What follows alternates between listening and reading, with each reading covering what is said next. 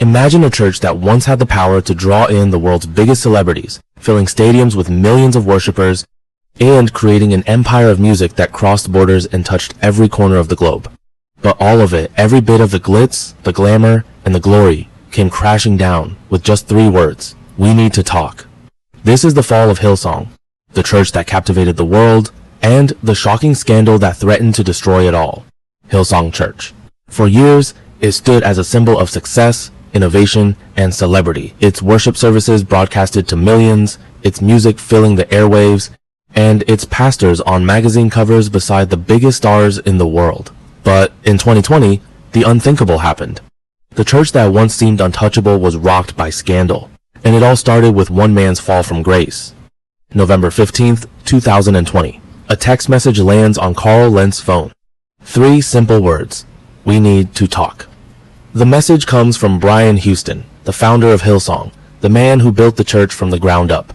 48 hours later, Carl Lentz, the most famous pastor in America, finds himself jobless, his face plastered across tabloids, not for his message of faith, but for accusations of multiple affairs.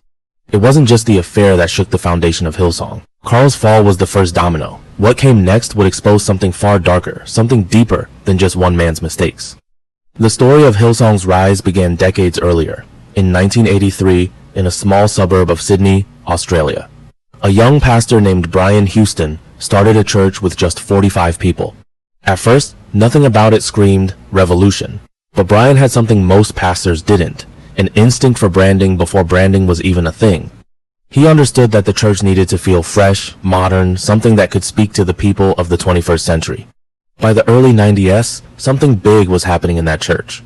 A worship leader named Darlene G. Sheck wrote a song called Shout to the Lord. It spread like wildfire, churches across America, Africa, and Asia, all singing the same words, the same melodies.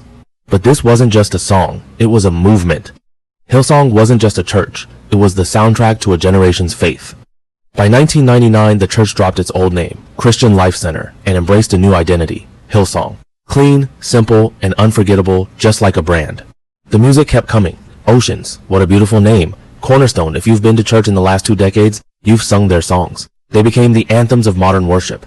But Hillsong wasn't just about music. It was about creating an experience. The church services felt less like Sunday mornings and more like a concert on Saturday night. State-of-the-art lighting, sound systems worth hundreds of thousands of dollars, video screens, smoke machines. Hillsong created an atmosphere that made you feel like you were part of something bigger than yourself.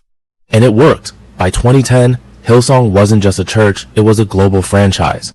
London, New York City, Los Angeles, Buenos Aires, Phoenix, Dallas, each campus had the same aesthetic, the same sound, the same vibe. Young people flocked to Hillsong, the kind of people who never would have set foot in a traditional church. Tattoos, skinny jeans, designer jackets. Suddenly, church was cool. And then the celebrities started showing up. Kevin Durant, Justin Bieber, Chris Pratt, all regulars at Hillsong services. The church that started in a small suburb of Sydney had transformed into a global megachurch that captivated the rich, the famous, and the influential. It wasn't just a church anymore. It was a cultural movement. But behind the scenes, the cracks were starting to show. As Carl Lentz's scandal made headlines, the truth about Hillsong's inner workings began to unravel. What was once a beacon of hope and success quickly became a symbol of broken trust. Hillsong's collapse wasn't just about one pastor's fall, it was about the tension between celebrity and spirituality, between faith and fame. What came next? The shocking truth that even the most successful church in the world couldn't escape the dangers of scandal, power, and the quest for relevance. The fall of Hillsong was inevitable, but it's a story that's far from over. If you want to know more about Hillsong's rise and fall, hit that like button, share this video with others, and don't forget to subscribe for more shocking stories like this. The truth behind Hillsong is only the beginning.